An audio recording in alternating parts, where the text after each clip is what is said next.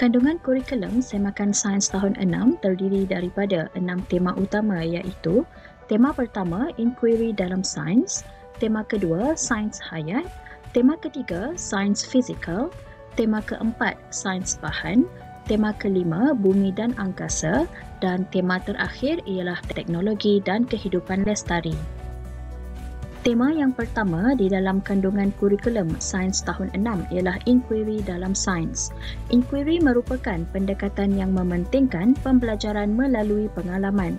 Aktiviti seperti eksperimen membolehkan murid menyiasat sesuatu fenomena dan membuat kesimpulan sendiri. Antara cadangan aktiviti yang boleh dilaksanakan oleh guru bagi memantapkan kemahiran proses sains KPS murid adalah seperti mengeksperimen untuk menentukan faktor yang mempengaruhi daya geseran atau mengeksperimen untuk menentukan faktor yang mempengaruhi pertumbuhan mikroorganisma. Guru diberi kebebasan untuk memilih kaedah penyampaian yang dirasakan bersesuaian dengan murid sama ada mengajar tajuk KPS ini secara berasingan atau mengaplikasikan KPS secara terus di dalam tajuk yang terdapat dalam kandungan kurikulum Sains tahun 6.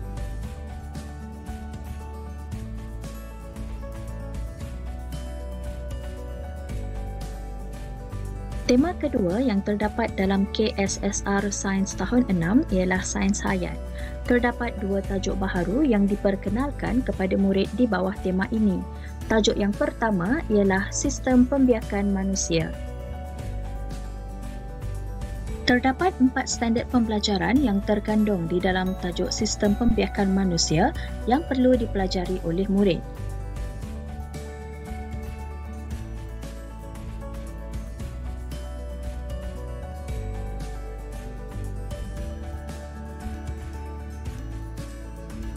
Standard pembelajaran pertama ialah memerihalkan fungsi organ pembiakan lelaki dan perempuan.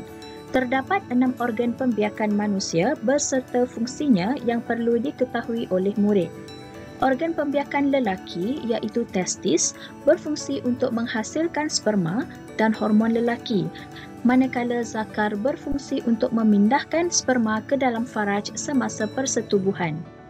Organ pembiakan perempuan terdiri daripada faraj, ovari, tiub falopio dan uterus. Faraj berfungsi untuk menerima sperma dan menjadi saluran bayi dilahirkan.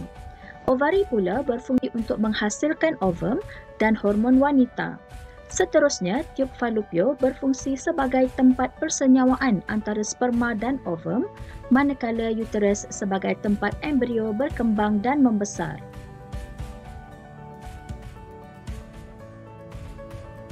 Standard pembelajaran kedua ialah menjelaskan proses persenyawaan manusia sehingga bayi dilahirkan. Secara ringkasnya, ovum akan bercantum atau bersenyawa dengan sperma di dalam tiub falopio untuk membentuk zygot. Zygot ini kemudiannya akan membahagi menjadi berbola sel yang dipanggil embrio. Embrio akan menempel pada dinding uterus dan seterusnya berkembang menjadi fetus. Fetus ini akan terus membesar dan dilahirkan sebagai bayi melalui faraj selepas kira-kira 38 minggu.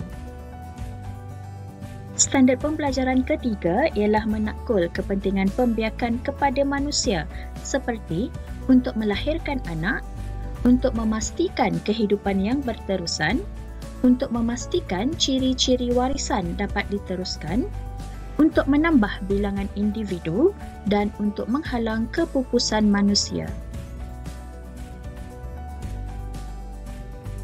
Tajuk kedua ialah sistem saraf manusia. Terdapat 6 standard pembelajaran yang perlu dipelajari oleh murid bagi tajuk ini.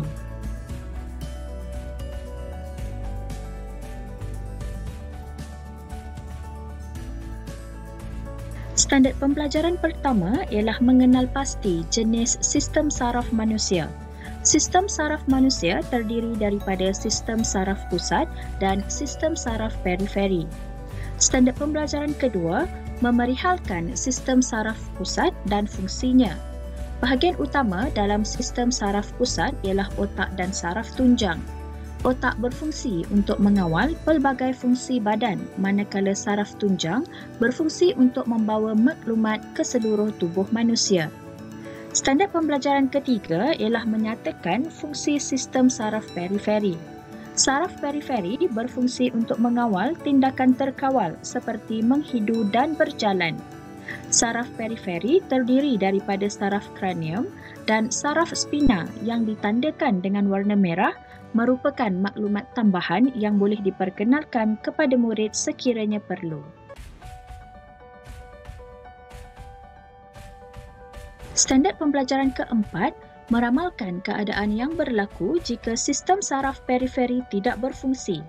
Hilang deria rasa dan memerlukan bantuan untuk bergerak seperti dalam rajah adalah contoh keadaan yang akan berlaku jika sistem saraf periferi tidak berfungsi. Guru boleh menerima jawapan lain yang munasabah daripada murid untuk mencapai standard pembelajaran ini. Standard pembelajaran kelima ialah menjana idea tentang cara menjaga sistem saraf. Antara cara yang boleh dilakukan ialah memakai alatan keselamatan yang sesuai semasa melakukan aktiviti, mengamalkan postur yang betul semasa melakukan aktiviti, dan menjalankan aktiviti lasak dengan teknik yang betul di bawah seliaan dan bimbingan pakar. Pentaksiran bagi tajuk manusia boleh dilaksanakan setelah guru selesai mengajar kedua-dua standard kandungan iaitu sistem pembiakan dan sistem saraf manusia. Guru boleh memberi tahap penguasaan 1 apabila murid dapat mengenal pasti organ pembiakan lelaki dan perempuan. Tahap penguasaan 2 apabila murid dapat menyatakan bahagian utama dalam sistem saraf pusat. Tahap penguasaan 3 apabila murid dapat memerihalkan fungsi organ pembiakan lelaki dan perempuan. Tahap penguasaan 4 apabila murid dapat menakul kepentingan sistem pembiakan kepada manusia. Tahap penguasaan 5 apabila murid dapat merumuskan kepentingan penjagaan sistem saraf ke arah kesejahteraan hidup manusia. Tahap penguasaan 6 apabila murid dapat berkomunikasi secara kreatif dan inovatif tentang sistem pembiakan dan sistem saraf serta mempersembahkannya. Di sini disertakan cadangan kaedah pentaksiran bilik darjah. Untuk membantu murid menguasai tahap penguasaan 3, guru boleh memberikan lembaran kerja secara dalam atau luar talian yang memerlukan murid melabel organ pembiakan manusia dan melengkapkan atau memadankan fungsi setiap organ pembiakan. Bagi tahap penguasaan 4 dan tahap penguasaan 5 pula, murid boleh ditaksir melalui pembentangan mahupun temu bual bersama rakan sekelas.